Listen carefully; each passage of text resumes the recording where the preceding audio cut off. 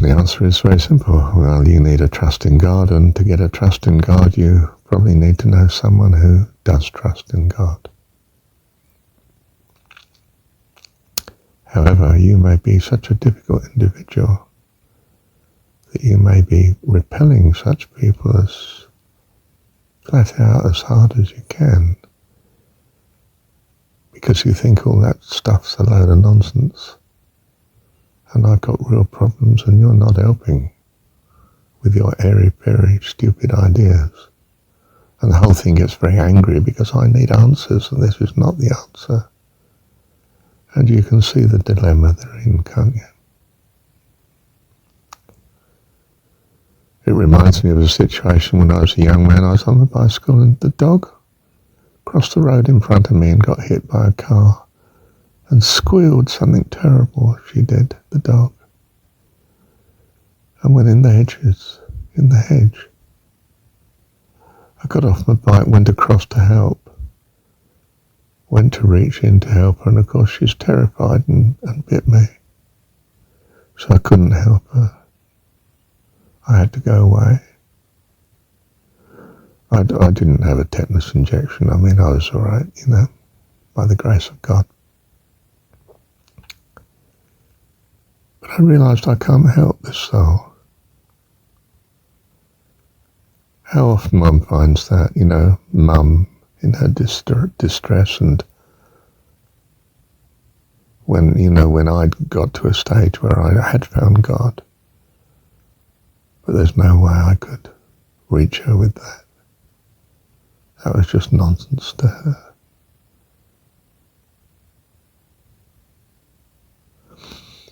Yeah.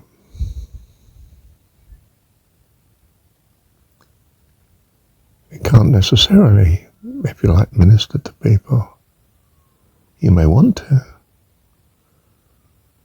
but sometimes they won't let you near them.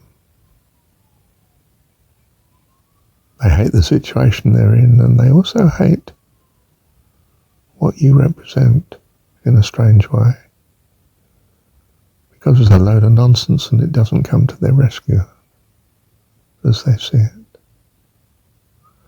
So you can only back off. Let it run its course, trusting in God that He knows all about that and is doing what is best. We trust in Him, you see, as an all-powerful God that loves us. Therefore, the most severe difficulties are, well, I'm going to trust Him for it. I'd be mad not to. Can you do that? Is that an heroic or a stupid path? To the secular, it's stupid. To the spiritual, it's heroic and the only way to go.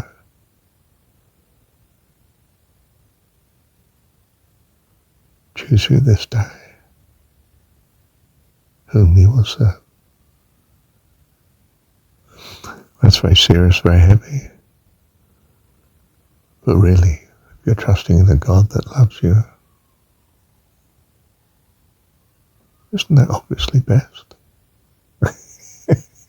Isn't it? It seems it to me now.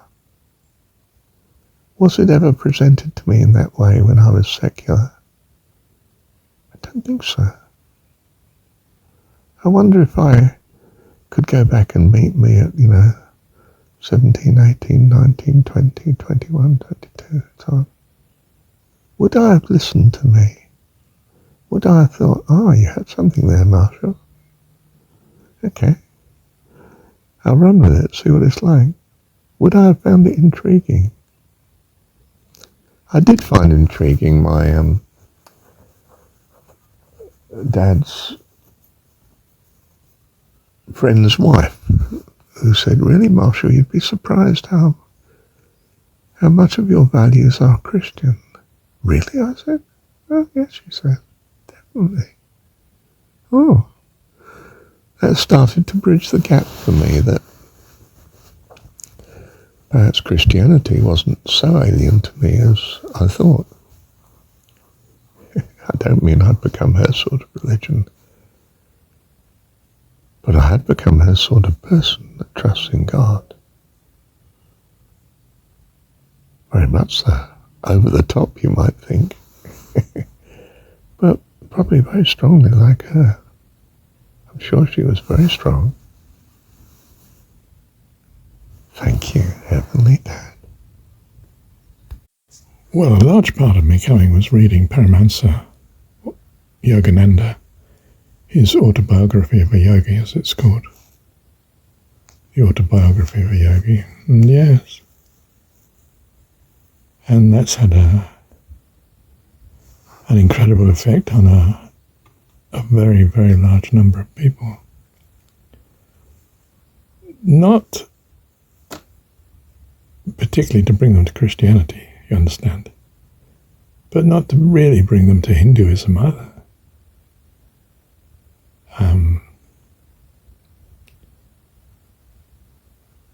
We all have our own view.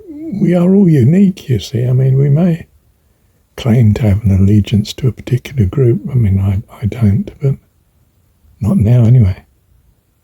But we're all individuals. It has to be your God, is my opinion. It has to be your God because, as I understand it, your God's going to personify your values. And that is what you love. So you can start to love that with all your heart, soul, mind and strength, and carry it out in practice, and learn quickly how to upgrade your view of God. You know, your values change through your experience, don't they? That's what living's about. It's an incredible learning situation. And the actual lessons you very often forget. They vanish into the past. But they leave certain values with you. And I think we take those values. In fact, I think we are those values. Our personhood is a collection of access codes, if you like, to God's mind.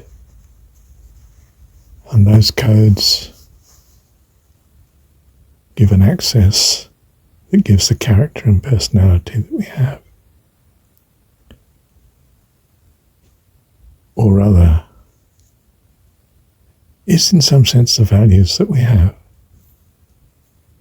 And we carry those and apply them in whatever environment we're in.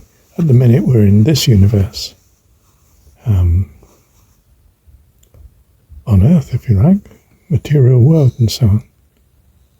We could be in a different universe, even different dimensions.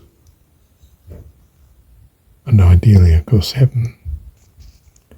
But only ideally when we are appropriate to heaven, in harmony with. I suspect that means probably having the same values. It could be a unique collection of values that's nonetheless consistent with heaven, but, well, I don't know. So, well, your dear friend might be reading Jesus, reading John's Gospel. Person of Jesus. Seems ideal for Western people since they have a sort of pseudo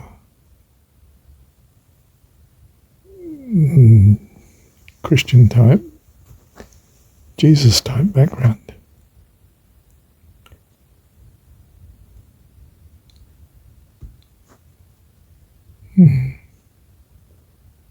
But a good friend. One that loves. Or do you hold to be your sort of God that you can love?